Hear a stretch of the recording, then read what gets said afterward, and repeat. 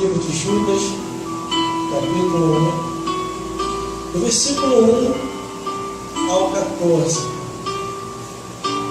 E diz assim a palavra do Senhor: Judas, servo de Jesus Cristo, e irmão de Tiago, ao chamado querido em Deus Pai e conservado por Jesus Cristo, a misericórdia e a paz e a caridade nos sejam multiplicados. Amados, procurando eu escrever-vos com toda a diligência acerca da comum salvação, tive por necessidade de escrever-vos e exortar-vos a batalhar pela fé, que uma vez foi dada aos santos, porque se introduziram alguns, e já antes estava escrito, para este mesmo juízo, homens simples, que convertem em dissolução a graça de Deus, e negam a Deus único dominador, e Senhor nosso Jesus Cristo. Mas quero lembrar-vos, como a quem já uma vez soube isto, que havendo o Senhor salvo um povo, tirando da terra do Egito, destruiu depois os que não creram, e aos anjos que não guardaram o seu principado, mas deixaram a sua própria habitação, reservou na escuridão e em prisões eternas, até o juízo daquele grande dia. Assim como Sodoma e Gomorra, e as cidades circunvizinhas, que havendo se corrompido como aquelas ido após a outra carne, foram postos, por exemplo, sofrendo a pena do fogo eterno. E contudo também estes semelhantemente adormecidos contaminam a sua carne e rejeitam a dominação e vituperam as autoridades.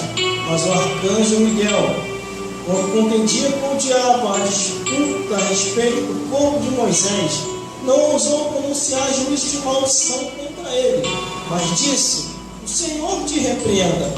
Estes, porém, dizem mal do que não sabem, e naquilo que naturalmente conhecem como animais irracionais se corrompem.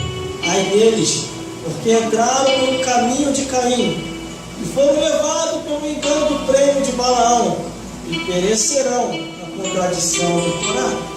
Estes são manchas em vossas vestes de caridade, branqueando convosco, acrescentando a si mesmos, sem temor. São nuvens sem águas, levados pelos ventos de uma para outra parte. São como árvores murchas e frutíferas, 2 vezes mortas, desarraigadas, ondas impetuosas do mar, escumam suas abominações, estrelas errantes, para os quais está eternamente reservada a negritude das trevas. Deste profetizou também Enoque, o 7º depois de Adão, dizendo: eis que é vindo o Senhor com milhares de seus anjos. Glória a Deus. Se não pode se sentar, e a produção pode permanecer de pé, fazer uma cobertura completa. Glória a Deus. É interessante essa carta de Judas. Quando essa carta chega na igreja local, creio eu, na igreja de Belém, porque muitas igrejas surgiram naquele período e naquele tempo. E se nós formos esmiuçar a Bíblia Sagrada, em cada detalhe, em cada ponto, em cada versículo, em cada tio, em cada vírgula, em cada jota, em cada letra, em cada consoante, em cada sinal, nós vamos ver que muitas igrejas surgiram naquele período. Então eu quero dar uma igreja para essa carta, a igreja de Belém. Quando esta carta chega àquela igreja, a membresia daquela igreja e o pastor daquela igreja, ele percebe que o autor da carta deste livro, Judas, não o Judas Iscariote, mas o outro Judas, irmão de Tiago, servia a Jesus com fidelidade à palavra de Deus. E ele diz aqui no primeiro versículo, dizendo: gente, estou conservado, mas conservado por Jesus, não por este mundo. Porque muitos já tem se conformado, já tem se acostumado, já tem procurado se adaptar com o mundo. Por isso que nós, nessas últimas atualidades, nós não estamos vendo muita diferença entre o mundo e o cristão. São poucos os que estão se separando, são poucos os que estão se santificando, são poucos os que estão buscando a Deus. E esses que estão buscando em separação, querendo ser conservados por Jesus para não se contaminar com esse mundo, é taxado de maluco, doido, fanático, desequilibrado, entre outras palavras que eles procuram taxar. Mas quando eu vejo a Bíblia Sagrada, a palavra de Deus, eu fico tranquilo, porque eu me espelho pela Escritura, não pelas falácias que muitos venham a falar. Aqui ele diz que está conservado por Jesus, ele quer dizer que ele não se misturou, não se contaminou, procurou servir e entender a palavra de Deus. Mas no versículo 2 ele diz: a misericórdia, a paz e a caridade vos sejam multiplicados. Por que ele diz isso? Porque a Bíblia diz que as misericórdias do Senhor são a causa de não sermos consumidos. Glórias a Deus. Mas quem diz que não tem cobrança também na graça de Deus? Quem diz que não tem?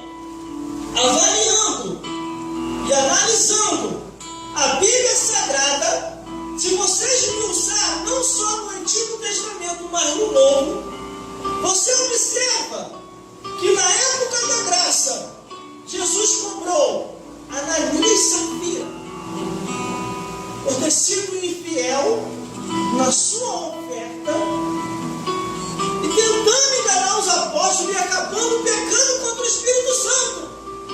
E a Bíblia diz que eles são fulminados. A Bíblia diz que na época da graça também, Herodes começa a se exaltar. E por se exaltar, é comida de bicho. Tudo isso na época da graça.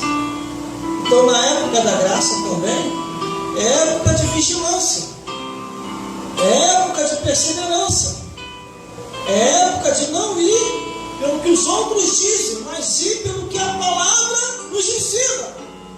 Glórias a Deus. Aí no versículo 3 já diz assim: amados, procurando eu escrever-vos com toda a diligência acerca da comum salvação, tive por necessidade escrever-vos a exortar-vos a batalhar pela fé, que uma vez foi dada aos santos. Imagine a membresia da igreja de Belém, o pastor daquela igreja que administrava aquela igreja. Quando lê essa carta, muitos veem que estão em falta, muitos veem que não estão ainda no caminho, outros que começaram no caminho e começaram a demandar para o mundanismo. Só que o versículo 4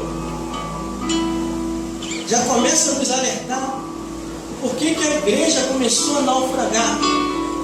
Porque se introduziram alguns, já antes estava escrito para este mesmo juízo, homens ímpios que convertem em dissolução a graça de Deus e negam a Deus único dominador, o nosso Senhor Jesus Cristo. Estamos vendo muito disso, irmão, nessa atualidade, nesses tempos atuais. As pessoas blasfemando o nome de Jesus, as pessoas negando o nome de Deus, tanto no falar, com as suas atitudes, com seus pensamentos, com as suas palavras. E aqui está o apóstolo Judas, o obreiro Judas, o servo Judas, dizendo que tem por necessidade de escrever. Todos os apóstolos tiveram essa necessidade. Escreveram as suas igrejas de seu tempo e de sua época. Quando o livro se fecha, a palavra de Deus ela é composta pelos 66 livros.